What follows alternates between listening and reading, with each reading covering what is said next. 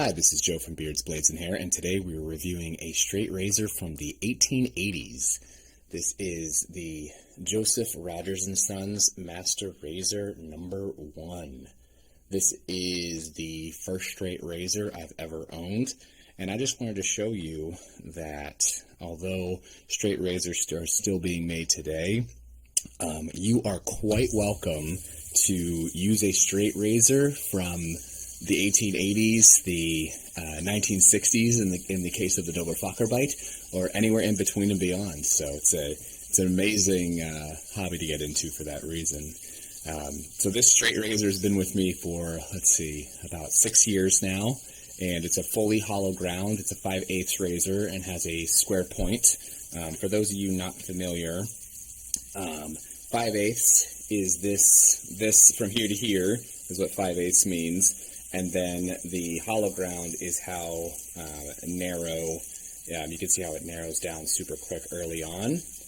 And then the point is this end, which is square up at the top. So lots of fun facts there. I bought this from Razor Emporium years and years ago, and I have not had to sharpen it, not even one time. It's a wonderful straight razor. I would say definitely one of my favorites. The Doberfokker bite does beat it, but it is excellent, and it feels so comfortable. It shaves super close, super tight, and we're just going to do a nice little shave with it today. I'd say in the grand ranking of things, if you're curious, I love ranking in my mind how I rate my razors, and I would say that number 1 is definitely a Ralph Ost razor. I think they're all, depending, they're different widths, so 6/8, 5/8, etc. But I shaved with a 5/8 one, and that's the best straight razor I've ever used. By contrast, or I should say in second place, is the Doberfokker bite, and then I would say this Master Razor number 1 is number 3. Ironically, since it calls itself Master Razor number 1, it is number 3 on my list. Absolutely love it. Think it's fantastic. So we're just going to give myself a nice little shave with this today. And this will be the first time, I think, in quite some time. It's been a minute. It's been a minute since I've been able to shave with this one. So I'm definitely looking forward to it. I couldn't remember when was the last time I stropped it. So I just gave it a, just in case. I typically strop before I put my razors away, but I couldn't remember, so I gave it a nice strop before we jump in and are doing a shave with it here.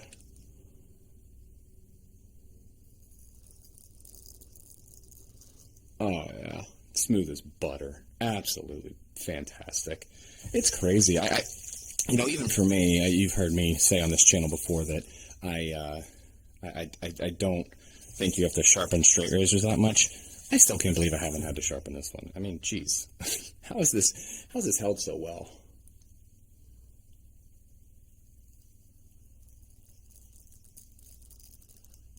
I mean, absolutely tearing through the hairs. Absolutely tearing through them. Doing a fantastic job. Love it, love it, love it, love it. So let's re-lather, and then we're going to do what I would call the more slow and cautious portion of our evening, which is me doing the up. So, well, I should say, if you've seen me do straight razor videos before, I go up, which is fine and not a huge deal. It's when I'm getting the individual hairs and lining it up perfectly, and it's when we slow things down and take it kind of easy and just make sure we're doing it right, not mess around here. So we have another fast one before I hit it with a quick one. I'm definitely going to I have on my list, because I think some of the reasons why this is feeling so good today is I have a new strop that I definitely want to review, and I guess a couple strops to review with it that I definitely want to do later as a part of review. But I need a camera woman, and by camera woman I mean my wife, my lovely wife, I think, to hold the camera while I do it, because I don't have a realistic way of stropping while it really, in this bathroom, maybe there's a way, I don't know, I'll fiddle around with it, but no worries, there are stropping reviews coming. Don't you worry yourself. So, if you've seen any of my reviews before, or I should say shaves before, I get kind of funky with how I hold it.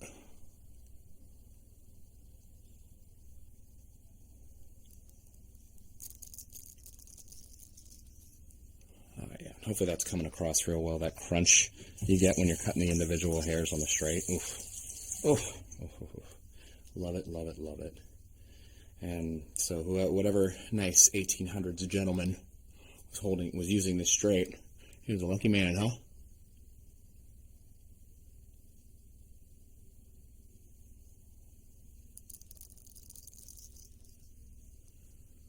Perfection, perfection.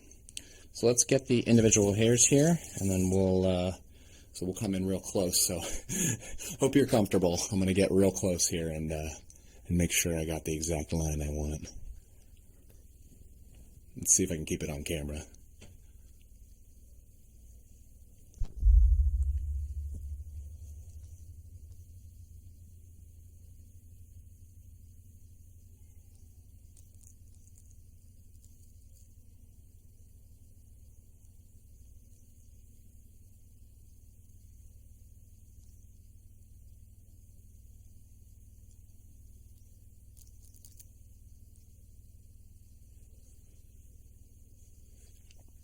Love it. Let's get the other side and we'll wrap it up.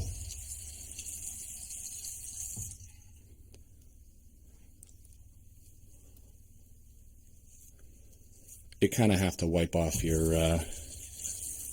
lather. It's still doing its job. The residual thickness of the lather will help your skin, but if you can't see your line, what are you going to do, right?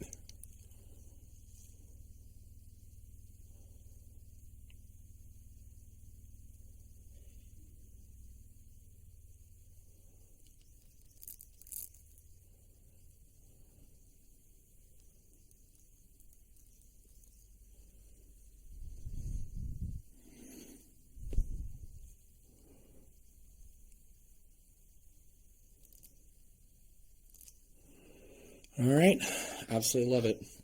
That was a fantastic shave with the straight razor. I think, what was the point of this video?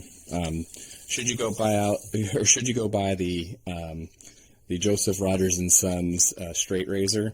Sure, if you get an opportunity. There's some floating around on the internet that you can definitely use. So if you get a chance, hey, buy it. But the point I'm really trying to make here is you are more than capable and really should be open to using a nice old straight razor, either buying from a reputable dealer like a Razor Emporium or using or buying off of eBay and then having a reputable dealer like a Razor Emporium restore it for you, because they're just great. They're just great old razors and they do a good job. And you know, some of the best shaves you'll ever have will be from something that's, what's this point, 140 years old. That ain't bad. That ain't bad.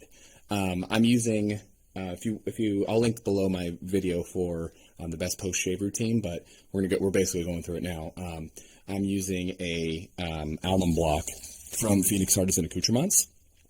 That's my first alum block, and I believe I bought this last January, so 9 months ago or so, 9+ months ago, and it's a little bit smaller, but oh, this thing has held up super well.